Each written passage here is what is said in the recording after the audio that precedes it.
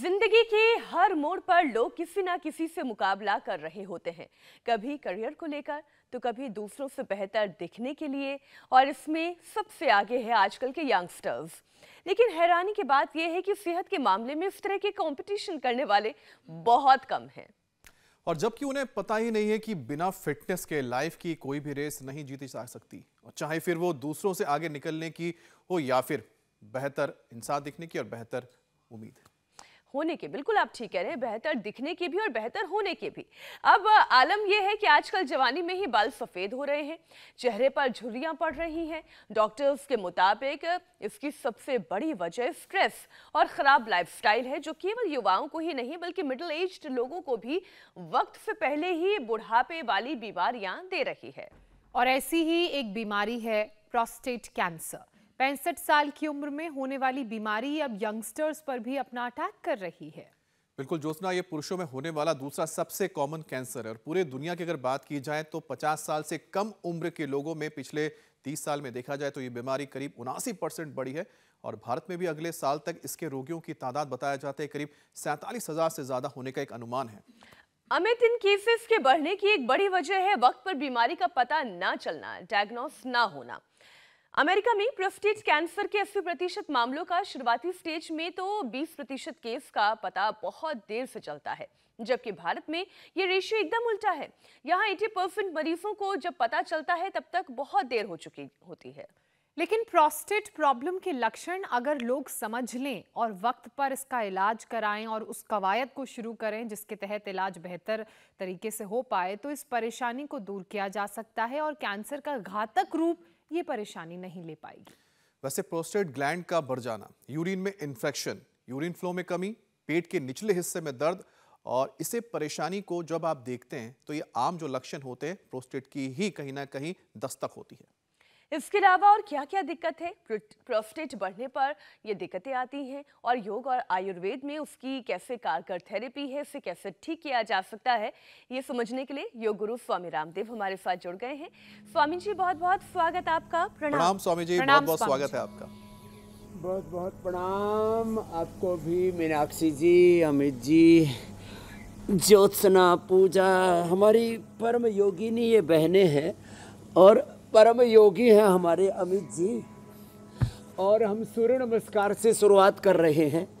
वैसे तो हर सुबह की शुरुआत सूर्य के साथ ही होती है। मेरे सामने बहुत सुंदर सूर्य उदय हो रहा है और मैं सूर्याभिमुख होकर के बिना किसी मंत्र पाठ करके, कोई ये कर्मकांड पूजा पाठ नहीं है, सूर्य नमस्कार। स्वामी जी, आप वाकई में मन की बात पहले जान लेते हैं। तो लोग ऐसे ही सूर्य नमस्कार करते हैं। सुनिए ना स्वामी जी, मैं थोड़ा सा विषय दर्शकों को एक बार समझा दूं कि क्यों आज हम सूर्य की बात कर रहे हैं, सूर्य नमस्कार से शुरुआत कर रहे हैं।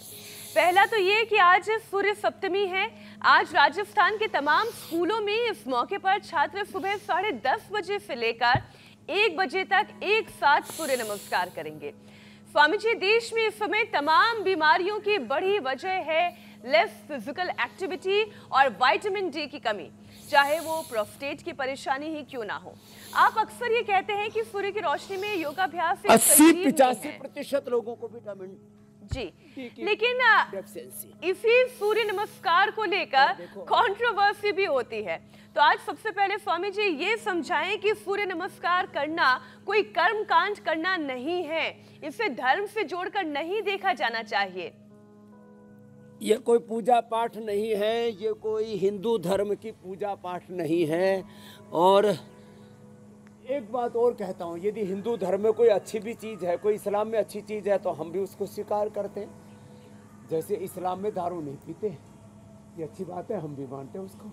इस्लाम में ब्याज लेना, ये मुनाफाखोरी पाप की श्रेणी में, ये जो है इसको नापाक माना, उसको पाक नहीं माना।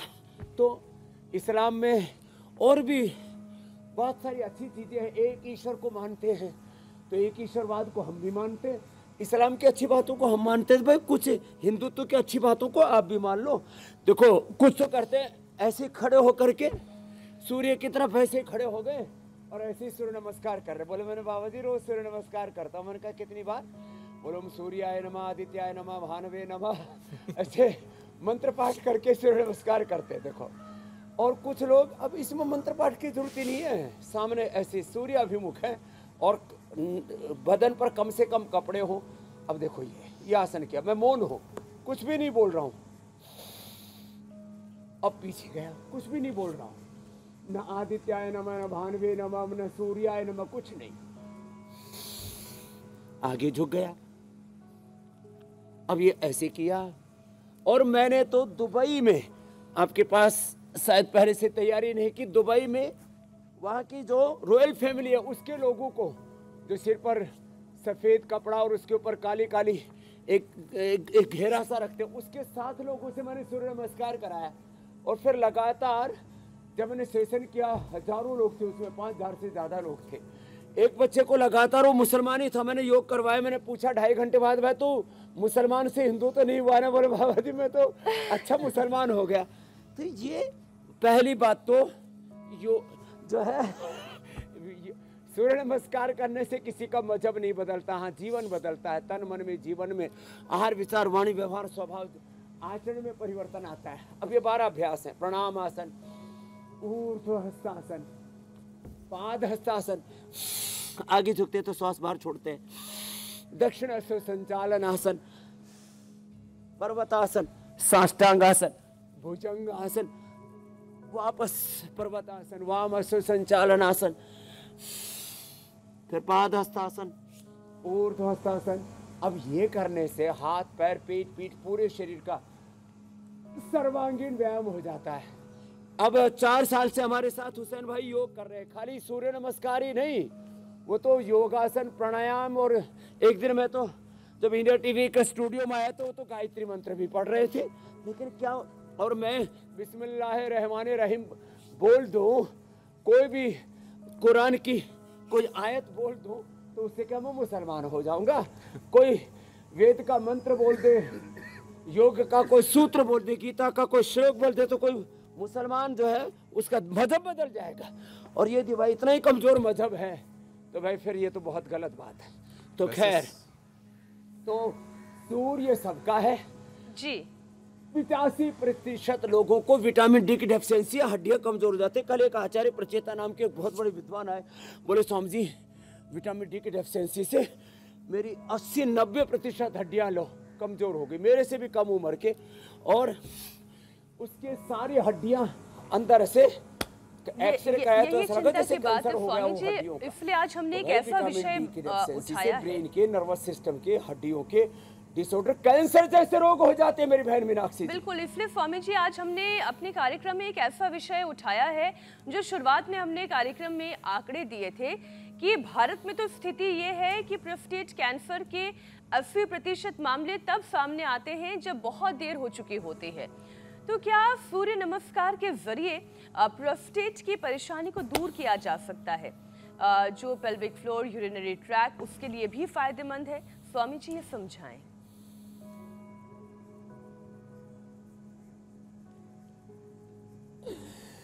तो देखो, जो कर सके उस सूर्य नमस्कार कर लेना, वृक्षासन कर लेना, मेरी तरह से गरुड़ासन कर लेना, हो जाए तो अच्छी बात है, और ना हो तो कम से कम कपालभाति कर लेना। मैंने 100 से 125 ग्राम तक जिनका प्रोस्टेट बढ़ गया था उनको ठीक किया है। हाँ, और आपको एक बात कही मैंने प्रारंभ में, लंबे समय तक यदि सूर्य की रश्मियां न मिले, और सूर्य का मजहबी तौर पर क्या संबंध है, ये शब्द चाहे वो हिंदू है, इस्लाम है, मुसलमान है, ईसाइयत है, ये जितने भी शब्द प्रयोग होते हैं ना, ये पिछले 2-3 हजार सालों की पूरी कहानी है। 2-2.5 हजार सालों में सारे शब्द से मिट जाते हैं। सूर्य तो अनादिकाल से अनंत काल तक रहने वाला है। सृष्टि के प्रलय हो जाएगी, फिर नया सूर्य आएगा, ये तो क्रम है एक सृष्टि का। तो सूर्य शाश्वत है, सूर्य है, चंद्रमा है। अब बोले हम चंद्रमा के उपासक हैं, हम तो सूरज और चांद दोनों के ही उपासक है। ओम स्वस्ति पंथाम अनुचरेम सूर्य चंद्रमा विवा। खैर, ये तो मजहबी तौर पर ना लोगों का अविवेक है। सूरज और चांद को, धरती आसमान को, रंगों को बांट दिया, पेड़ पौधों को। बोले हिंदू तुलसी और मुसलमान मरवा। मामला गड़बड़ है। देखो, हिंदू गाय का दूध पिएंगे, मुसलमान भैंस का पिएंगे। बोले हम, ये कोई बात हुई? बोले हिंदू गाय का मांस नहीं खाएगा, मुसलमान सूअर का मांस नहीं खाएगा।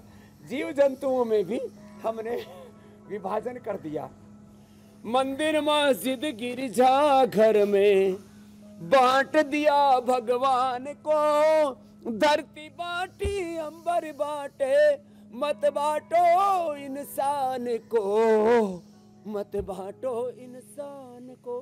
तो हम तो रघुपति राघव राजा राम, पतित पावन सीताराम, ईश्वर अल्लाह तेरे नाम, सबको सन्मति दे भगवान, तेरे लिए सब एक समान, कोई नीच न कोई महान, जाति पंथों के बंटवारे, झूठ कहाए तेरे द्वारे, सूरज चंदा के बंटवारे, झूठ कहाए तेरे द्वारे, तेरे लिए सब एक समान, सारा जग तेरी संतान।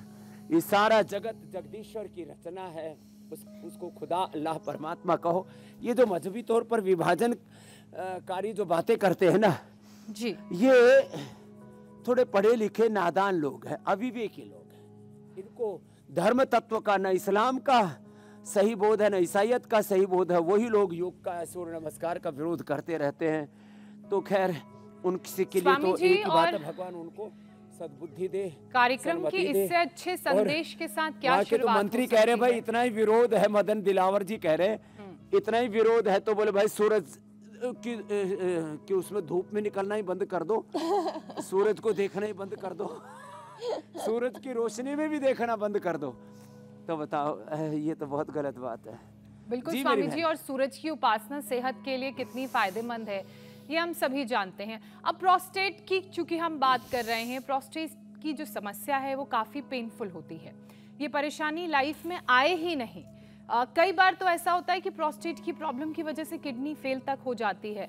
तो ये परेशानी लाइफ में आए ही नहीं, और अगर किसी की आ गई है तो जो इसके बाकी जो दूसरे बीमारियां अपने साथ ये लेकर आती है, उससे बचाव के उपाय बता दीजिए स्वामी जी।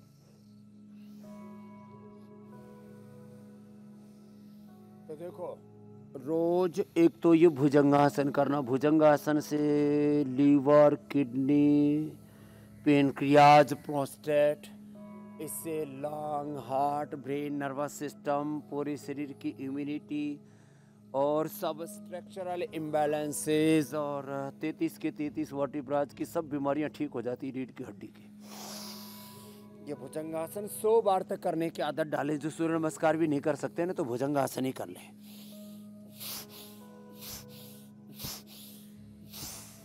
ऐसे भुजंगासन।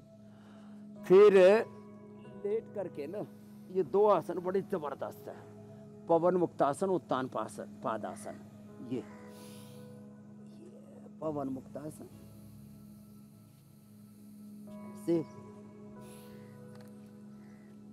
मेरे साथ यहाँ काफी भाई बैठे, किसी को प्रोस्टेट में पेन हो रहा था, किसी को यूरिन क्लियर नहीं हो रहा था। इन्होंने सब ने कपालभाति, और वो भी कपालभाति जब पवन मुक्तासन के साथ करते हैं ना तो विशेष लाभ होता है। पवन मुक्तासन के साथ, उत्तान पादासन के साथ, फिर लौकी का जूस पिला देते हैं तुलसी काली मिर्च के साथ। पहले हम देते थे चंद्रप्रभा गोक्षुरादि, अब देते हम प्रोस्टोगीट। पहले 3 गोली 4 गोली देनी पड़ती थी।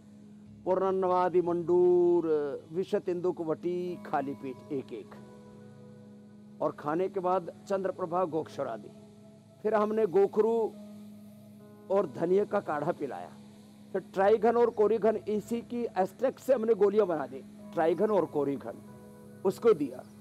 और किडनी पर जब असर ज्यादा ही आने लगा तो रिनोग्रिट भी दे दी। पवन मुक्तासन, उत्तान पादासन, लोकासन, ये प्रोस्टेट के लिए भी बहुत जबरदस्त है। बाकी लीवर, किडनी, आंते सब इससे अच्छा होता है। तो पवन मुक्तासन थोड़ा लंबा करना, जो थोड़ा और लंबा करना चाहते हैं, ऐसे थोड़ा बीच बीच में रिलैक्स होने के लिए चलिए पवन मुक्तासन भी ऐसे कर सकते हैं। ये ऐसे और ऐसे, ये ऐसे ऐसे, और फिर बैठ करके ऐसे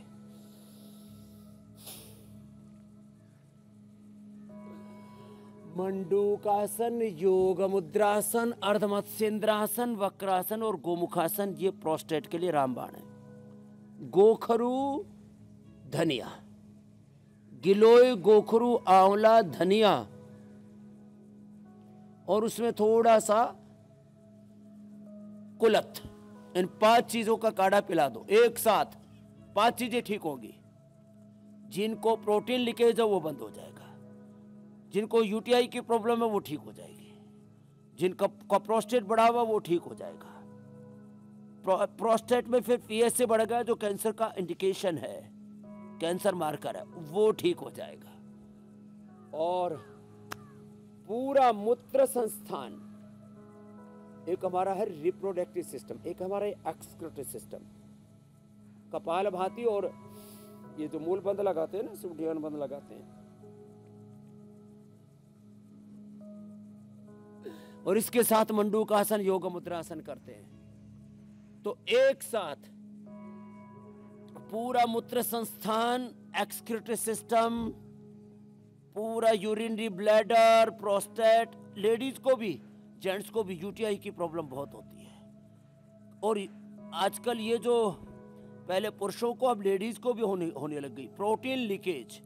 अब प्रोटीन लीकेज होने लगे तो पूरा शरीर जर्जरित तो हो जाता है। इसकी एलोपैथी में कोई दवाई नहीं है, स्टीराइड देते हैं और स्टीराइड से तो फिर आंखें और खराब हो जाती है, शुगर की बीमारी हो जाती है, हड्डियां कमजोर हो जाती है, इम्यूनिटी पूरी ध्वस्त हो जाती है, पूरा शरीर जर्जरित हो जाता है। तो यूटीआई की प्रॉब्लम और साथ में जो मैंने बताया प्रोटीन लीकेज की प्रॉब्लम, फिर प्रोस्टेट की प्रॉब्लम, फिर ये क्रेटिनिन बढ़ने की प्रॉब्लम, किडनी में सूजन, इन्फेक्शन, इन्फ्लेमेशन, और किसी किसी की किडनी में गांठ होती है वो भी ठीक हो जाती है बहन। तो जी, we are not only talking about prostate enlargement और prostate cancer, we are talking about complete kidney health. ये बड़ी बात है, समग्र स्वास्थ्य, किडनी का वृक्क कहते हैं इसको संस्कृत में, किडनी के संपूर्ण स्वास्थ्य के बारे में हम समाधान दे रहे हैं मेरे भाई अमित जी। जी स्वामी जी, आहुति लगाइए, कुछ बोलना चाह रहे थे। हाँ जी स्वामी जी, विनोग्रिट भी देते हैं गोखरू के साथ और ट्राइगन कोरिगन के साथ। क्योंकि स्वामी जी जो प्रोस्टेट कैंसर है अब ये हो रहा है कि पहले तो ये 65 साल की उम्र के बाद होता था, लेकिन आजकल काफ़ी कम उम्र के जो लोग हैं इसकी चपेट में आ रहे हैं। और एक जो लेटेस्ट स्टडी आई उसके मुताबिक तो बताया जा रहा है कि पिछले 30 साल में 50 साल से कम उम्र के लोगों में ये बीमारी करीब 80% तक पहुंच गई। 79% है लेकिन 80% ही पकड़ लेते हैं। और स्वामी जी प्रोस्टेट की जो परेशानी है वो कैंसर जैसे खतरनाक स्टेज पर ना पहुंचे, जिसका जिक्र आप कर रहे थे, उसके लिए कुछ और क्या सावधानी बरत सकते हैं? एक तो मंडूकासन, योग मुद्रासन के साथ साथ, अब जैसे मैंने कहा ना, आसन के साथ प्राणायाम, प्राणायाम के साथ ध्यान, राम रसायन, राम रसायन है, राम रसायन तुमरे पासा सदा रहो रघुपति के दासा। फिर राम कृपा नासई सब रोग, राम नाम औषध भी है, राम राम रसायन भी है, राम की भक्ति में शक्ति भी है। राम का, कृष्ण का, हनुमान का, शिव का जप करते हुए, ध्यान करते हुए, नाम औषध, और फिर साथ में योगासन, प्राणायाम और ध्यान। अब उसको राम को, खुदा, अल्लाह, ऑलमाइटी गॉड, भगवान परमात्मा कहो, बात एक ही है। मंडूकासन, योग मुद्रासन, अर्धमत्स्येंद्रासन, वक्रासन, गोमुखासन करते हुए मैं इसलिए इन बातों को कह रहा हूं, अंदर की कमजोरी जो है, पौष्टिक आहार, पौष्टिक विचार। आज मैंने एक बहुत बड़ा तत्व कहा, पौष्टिक आहार के बारे में तो बहुत कुछ बातें होती हैं, उसमें न्यूट्रिशन, माइक्रोन्यूट्रिएंट्स, मिनरल्स, विटामिन्स, छोटे छोटे घटक हैं आहार के, उनके बारे में बात है। विचार के भी छोटे छोटे घटक है, भक्ति, प्रेम, करुणा, वात्सल्य, सौहार्द। ये जो खींचातानी चलती रहती है ना, सूर्य नमस्कार के नाम पर, योग के नाम पर, सनातन धर्म के नाम पर, अपनी पूर्वजों की विरासत के नाम पर सियासत होती रहती है, इस सब से बचना चाहिए सभी दलों को। मैं इसमें समान रूप से बिना किसी भेदभाव के कहना चाहूँगा कि भाई जो है, अब सबको एक बात पर सहमति रखनी चाहिए, कॉमन मिनिमम प्रोग्राम देश में होना चाहिए। योग है, आयुर्वेद है, और ऐसे ही अपने पुरखों की जो पूरी ज्ञान परंपरा है वो हमारी साझी विरासत है। बहुत बड़ा शब्द बोला है मैंने अमित भाई जी, साझी विरासत। बिल्कुल स्वामी जी। और इस साझी विरासत के बारे में कोई सियासत नहीं होनी चाहिए, और भाई आयुर्वेद की जड़ी बूटी हमारे ऋषि मुनियों ने बताई, यूनानी औषधियाँ हमारे इस्लाम भाइयों जो है इस्लाम हकीमों ने बताई, इस्लाम के हकीमों ने, तो हम तो प्रयोग करते हैं। स्वामी जी, मैं इसमें एक बार हकीमों की बताई आपका भी जिक्र करना चाहता हूँ, उसको भी रेस्पेक्ट देते हैं। जी स्वामी जी, जैसे आप देखिए कि आप अरब देशों में जा रहे हैं, आप वहाँ पर जाते हैं, योग करते हैं, वहाँ पर तो कोई परहेज नहीं है, हिंदू मंदिर तक अरब देश में बना है। और सबसे बड़ी बात है कि हाल ही में स्वामी जी सऊदी अरेबिया, जहाँ पर की सबसे पाक स्थान है इस्लाम के, मक्का मदीना, वहाँ पर अगर सरकार, वहाँ की मिनिस्ट्री है सर, कल्चरल मिनिस्ट्री, स्कूलों में योगा को लेके कंपटीशन करवा रहे हैं बच्चों में, ताकि जिसमें बच्चियाँ भी शामिल हैं। तो आप बताइए कि फिर हमारे देश में फिर क्यों इस तरह के परहेज की जाती है या फिर लोगों को गुमराह करने की कोशिश की जाती है? वैचारिक दरिद्रता स्वामी जी अक्सर कहते हैं इसमें, बस वैचारिक दरिद्रता, कुपोषण में बोल रहा था ना, एक शारीरिक कुपोषण, ये वैचारिक कुपोषण के शिकार हैं। ये जो है आइडियोलॉजिकल क्राइसिस है और डेफिशिएंसी है और बैंकरप्सी है। ये वैचारिक दरिद्रता कहो, वैचारिक कुपोषण कहो, विचारों में विभ्रांति कहो, वहम कहो, कुछ भी बोलो उसके लिए, या थोड़ा कठोर शब्दों में बोले तो ये intellectual and religious terror and terrorism कुछ लोग फैलाना चाहते हैं। ये अच्छी बात नहीं है। तो देखो, इनसे बचना चाहिए और सबको योग करना चाहिए, सबको योग करना चाहिए, सूर्य नमस्कार करना चाहिए, आसन प्राणायाम ध्यान करना चाहिए। और मैंने कहा अपने पूर्वजों की, योग की, आयुर्वेद की और तमाम सांस्कृतिक विरासत पर, सनातन जो शाश्वत मूल्य हैं जीवन के, और जो ज्ञान विज्ञान जीवन जगत के बारे में, पिंड ब्रह्मांड के बारे में अपने पुरखों ने दिया, इस साझी विरासत को संजो के रखना चाहिए। इस पर कोई सियासत नहीं करनी चाहिए। ये तो इस बात के लिए बात कह करके फिर वापस आगे बढ़ते हैं। तो ये चलेगा, अभी 2024 है ना तो जब तक ये राजयोग वाला कार्यक्रम चलेगा तब तक योग पर भी हर कोई जो है, हम अभी तस्वीरें दिखा रहे हैं स्वामी जी मंदिर की, लेकिन बहुत ही खूबसूरत स्वामी जी मंदिर की तस्वीरें दिखा रहे हैं स्वामी जी आबू धाबी की। आप बताइए, आबू धाबी इस्लामिक कंट्री है, वहां पर मंदिर है, वहां पर भी लोग योग को ले रहे हैं, अपने जीवन में अपना रहे हैं, सऊदी अरब में अपना रहे हैं। तो मुझे समझ में नहीं आता जिसका जिक्र आप कर रहे हैं। वहाँ की जो रॉयल फैमिली है उसके व्यक्ति में उनसे मिला था, वहाँ के जो कल्चरल मिनिस्टर हैं और जो रॉयल परिवार के फैमिली के मेंबर हैं, मैं उनसे मिला था पिछले दिनों, वो खुद आए थे उसमें।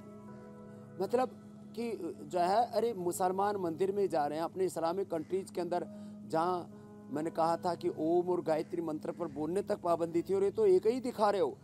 कल जो है मैं देख रहा था, सभी देशों में अब मंदिरों के लिए दरवाजे खोल दिए गए हैं। अब एक नई दुनिया में हम प्रवेश कर रहे हैं। कहाँ हम पता नहीं कौन से युग में जी रहे हैं।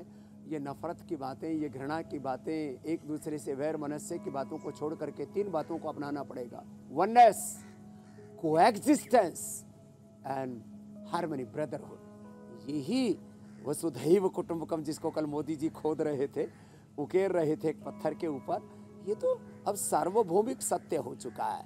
और ये जो प्रमुख स्वामी जी महाराज, जो BAPS के संस्थापक हैं, महंत स्वामी जी महाराज, स्वामीनारायण संप्रदाय के जितने भी साधु संत महात्मा हैं, इनके साथ भी हमारा एक गहरा आत्मीय भाव है। और हम तो भारत सहित पूरे विश्व की सभी गुरु परंपरा, संप्रदाय परंपराओं को आदर करते हैं। हमने तो अनादर किसी का सीखा ही नहीं।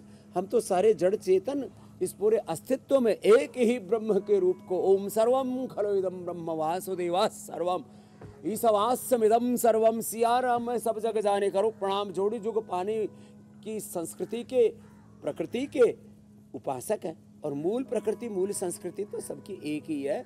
और अलग अलग कालखंडों में जो अलग अलग, चाहे वो मजहबी परंपराएं हैं, चाहे वो अलग अलग कालखंड में राजनीतिक, सामाजिक, आर्थिक, वैचारिक परंपराएं, उन सबका परस्पर आदर होना चाहिए सही बातों का। और यही ये वैश्विक 21वीं सदी के इस ज्ञान विज्ञान युग के का तगाजा है मेरे भाई। बिल्कुल स्वामी जी, ये वैश्विक सद्भाव बढ़ेगा तो जो वैचारिक कुपोषण है, जिसका मीनाक्षी भी जिक्र कर रही थी, वैचारिक दरिद्रता है, वो भी दूर भागेगी, लोगों में वो जागरूकता जगेगी। प्रोस्टेट की एक बार फिर से बात कर लेते हैं, क्योंकि आज इस परेशानी को दूर भगाना है। स्वामी जी कहते हैं कि प्रोस्टेट की प्रॉब्लम के पीछे खाने पीने का भी बड़ा इंपॉर्टेंट रोल होता है। तो क्या गलत खान पान लोग ऐसा खा रहे हैं जिसकी वजह से उनको प्रोस्टेट की दिक्कत हो सकती है?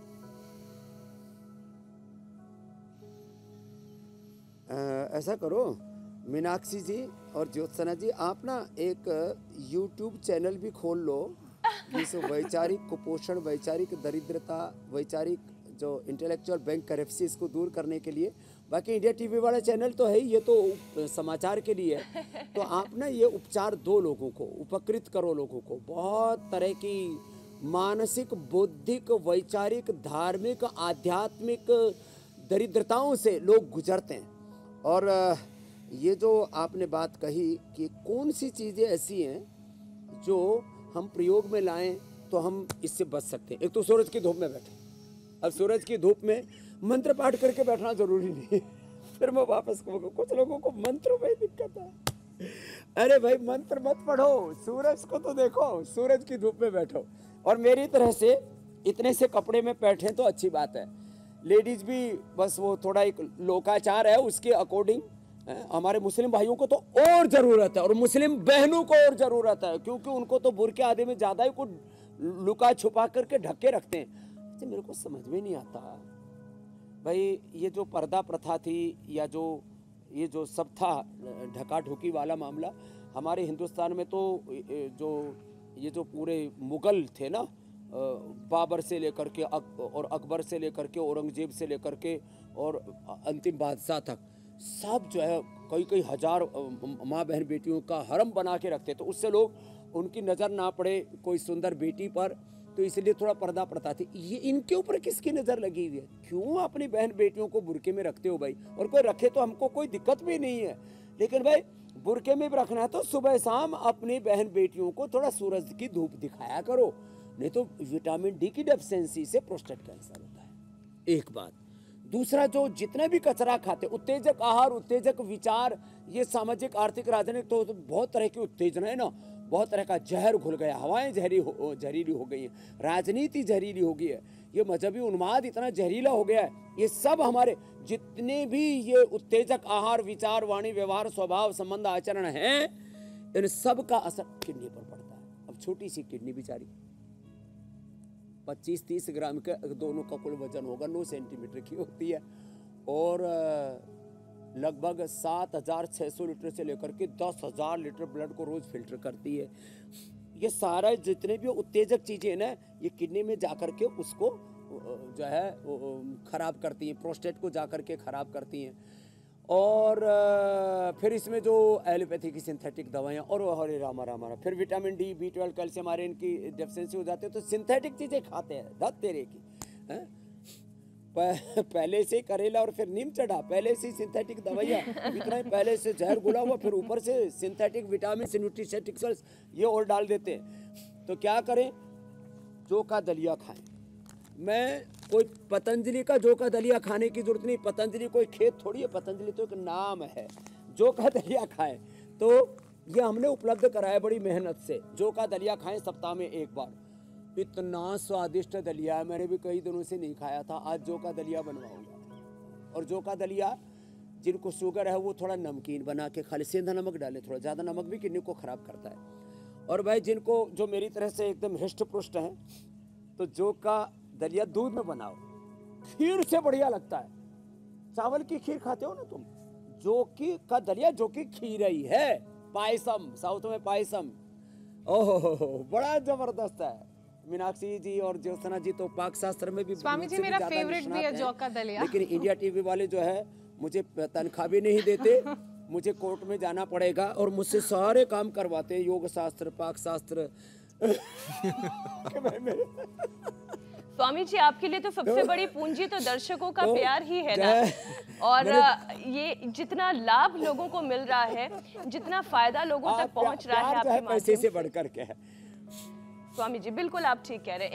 एक और जो विषय है वो हम इसे तो जौ का दलिया, जौ का दलिया, जौ का आटा जी, अल्कोहल और स्मोकिंग की आदत, स्वामी जी किडनी की प्रॉब्लम होगी, सप्ताह में एक ही बार खा लेना जी। मैं कह रही हूँ स्वामी जी, अल्कोहल और स्मोकिंग की आदत जो है वो यंग एज में प्रोस्टेट की परेशानी की बड़ी वजह बन रहा है।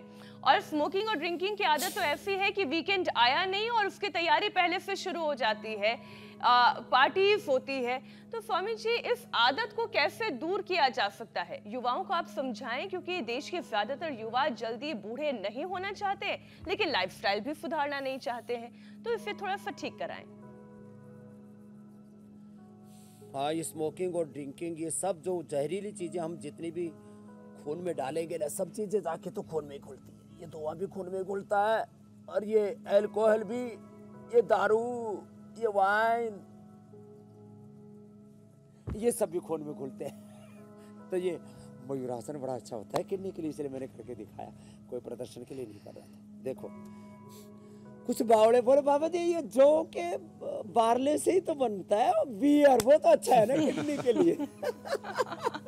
अरे मेरे राम, अरे जो का दलिया खा ले, आटा खा ले, उसको सड़ा के खाना जरूरी है, बावड़ा कहीं का।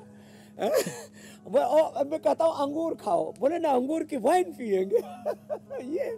ये मामला मैंने सड़ा करके, ये तो खाने पीने वाला मामला है। दुर्गंध जिसमें है, जिसके अंदर बासीपना है, जिसके अंदर अलग, और फिर उसमें फर्मेंटेशन से बहुत अल्कोहल पैदा हो जाता है, वो जा करके हमारी खून में घुल जाता है, और वो किडनी को खराब करता है, लीवर को खराब करता है, पेनक्रियाज को खराब करता है, आंतों को खराब करता है, हार्ट को खराब करता है, ब्रेन नर्वस सिस्टम को खराब करता है। इसलिए जो लंबे समय तक पीते रहते हैं उनको नहीं, ये हाथ भी कांपने लगते हैं ऐसे। खैर, तो देखो, बीड़ी सिगरेट शराब से बचने का एक उपाय है, सुबह उठो, दौड़ लगा, सिर नमस्कार करो, पसीना बहाओ, और कुछ ज्यादा उम्र हो गई है, दौड़ा नहीं जाता है, तो बीड़ी में दम लगाते हैं कुछ लोग, बीड़ी में ना ऐसे। बोलो बाबा जी हम भी प्राणायाम करें। मैंने कहा क्या करा है? बोलो पहले बीड़ी के साथ करूं, फिर सिगरेट के साथ, फिर बाद में हुक्के के साथ कुश्ती करूं। मैंने कहा ठीक है, तेरी कुश्ती। ये मैंने जितना फिर वो लंबा भरते हैं ना, और कुछ तो 1-1 फीट ऊपर जो है ना, चिलम के अंदर से वो अग्नि निकाल देते हैं, और नाक से भी निकालते हैं, कुछ कान से निकालते हैं। हे मेरे राम, एक अघोरी है, वो ऊपर से निकाल के नीचे से भी धुआं निकाला है। तो ये सब कार्यक्रम में धुआं धप्पड़ ठीक नहीं भाई। वैसे स्वामी जी देखो, इसके लिए योग करो और ये विचार करो कि आखिर इसका परिणाम है। पर इसका परिणाम है कैंसर, इसका परिणाम है बहुत खराब प्रोस्टेट की प्रॉब्लम, हार्ट की प्रॉब्लम, बीपी। हाँ मेरे भाई। स्वामी जी, क्योंकि हम प्रोस्टेट का जो जिक्र कर रहे हैं, अब ये जो परेशानी है, क्या ये जेनेटिक भी हो सकती है? क्या माँ बाप से ये बच्चों में भी जा सकती है? और इसका सोल्यूशन क्या हो सकता है, उपाय क्या होगा इसका? हाँ, तो एक तो सभी 5 मिनट कपालभाति करें, जेनेटिक चेंज आ जाते हैं। जेनेटिकली आरएनए डीएनए प्रोटीन के लेवल पर जेनेटिक चेंज, जेनेटिक मॉडिफिकेशन हम कर लेते हैं। किससे? एक तो योग से। फिर ये पॉइंट दबाए, ये और ये और ये 3 पॉइंट दबाने। ये 3 पॉइंट याद रखें, सेम हाथ में भी, सेम पैर में, छोटी अंगुली के ऊपर, बीच में, फिर ये पीछे दोनों टनी के नीचे, यहाँ से ये दोनों पैरों। ये पॉइंट दबाना, सब याद रख लेना, दोनों हाथों में, दोनों पैरों में, ये ऐसे, ये इधर से, ये यहाँ से, ये यहाँ से, और यहाँ से, ऐसे ऐसे, हाथों में भी पैरों में भी। ये पॉइंट दबाएं और कपालभाति जरूर करें। फिर ये जो रीनोग्रिट है ना, जिनको भी ये संभावना है, ये रीनोग्रिट, फिर ये कोरिघन और ट्राइघन, ये तो बहुत ही जबरदस्त है ये। और जो है गोखरू का काढ़ा तो सप्ताह में 1 बार पी लेना चाहिए सबको। गिलोय, गोखरू, आंवला, धनिया, गिलोय, गोखरू, आंवला, धनिया, जो 5 चीजें, थोड़ा कुलथ भी डालने तो और अच्छा है। और इम्यूनिटी लो है तो बच्चों को बालप्रास, बाकी को च्यवनप्राश और इम्यूनोग्रिट। लो इम्यूनिटी वालों को ये प्रॉब्लम बहुत होती है, वो भी ध्यान रखें। ये कपालभाति करें, छोटे उंगली के टॉप पर, यहाँ हथेली के बीच में, फिर ये ऐसे ऐसे ये दबाएं, ऐसे ऐसे ऐसे, ये और ये, तो कपालभाति करें। सप्ताह में एक बार मैंने कहा जौ का सेवन जरूर करें। जौ और जितने भी मिलेट्स हैं वो तो सब फायदे करते हैं। जौ और एक जई बोलते हैं, आजकल उसको अंग्रेजी में ओट्स कहते हैं। पहले जई डांगरों को खिलाया करते, अरे बोले बावड़े हो रखे डांगरों ने, जई खिला रहे। अब आदमी ठीक है, वापस लौटो प्रकृति की ओर। ओट्स, सप्ताह में एक बार ओट्स, एक बार जौ, और कपालभाति जरूर करना है। पानी 2-2.5 लीटर जरूर पीना है, इससे ना एक्सरसाइज हो जाती है। देखो गति में शक्ति है, बिना गति के दुर्गति। कपालभाति, स्वामी और फिर जी, हो सके तो बाह्य प्राणायाम करो, ये तो अप्रतिम है प्रोस्टेट के लिए भी और किडनी के लिए भी। कपालभाति करने की आप बार बार जी, सलाह बिल्कुल। दे रहे हैं कार्यक्रम की शुरुआत से ही, तो कपालभाति, बाह्य प्राणायाम के अलावा स्वामी जी और कौन कौन से प्राणायाम हैं जो प्रोस्टेट में कारगर हैं?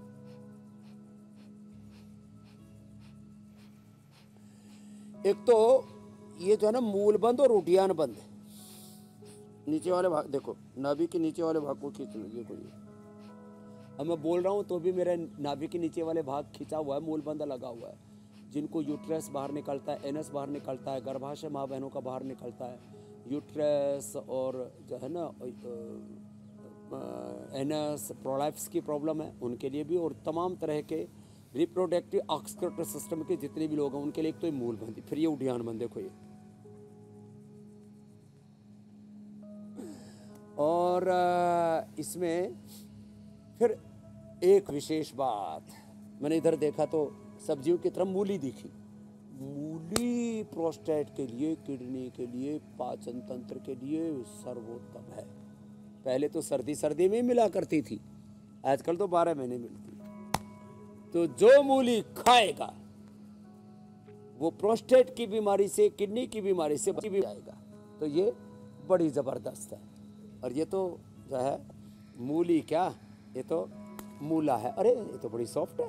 हाँ, तो ये ऑर्गेनिक मूली हम मंगाते हैं, हमारे पास तो यहाँ खेतों में ना, अपने ये तो अपने गमले में भी बो सकते हैं। बड़ा सा गमला लो, उसके अंदर मूली के बीज डाल दो। मूली है, शलगम है, पालक है, बथुआ है, मेथी है, ये तो अपने छत के ऊपर या गमलों में पैदा करो। गिलोय, देखो ये लगा रखे हैं ना, गिलोय है, पत्थर चटा है, पीपल है, अमरूद है, तुलसी है, मरवा है, सहजना है, ये सब चीज़ें तो थोड़ा बड़ा सा गमला ले लो, उसी के अंदर लगा लो।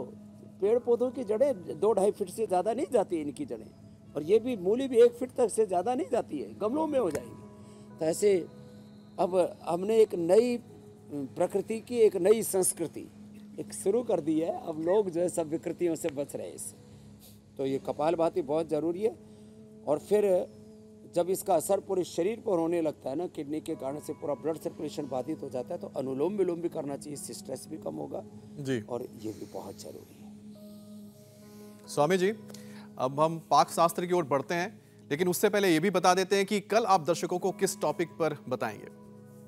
और देश की 60% आबादी को किस सुपरफूड से है एलर्जी? गेहूं दाल ने बिगाड़ा पाचन, इंडाइजेशन का क्या है सलूशन? और दूध पीने से क्या हुआ हाजमा खराब? योग गुरु से जानिए आयुर्वेदिक उपचार। तो कल सुबह 7:56 से पहले इंडिया टीवी लगा लीजिए और योग अभ्यास के साथ एलर्जी की तमाम परेशानियों पर योग गुरु से उपाय जानिए।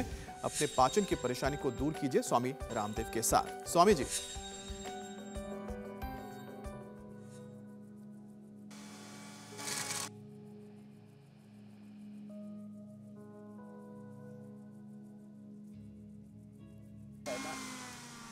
ये बड़ा अच्छा है।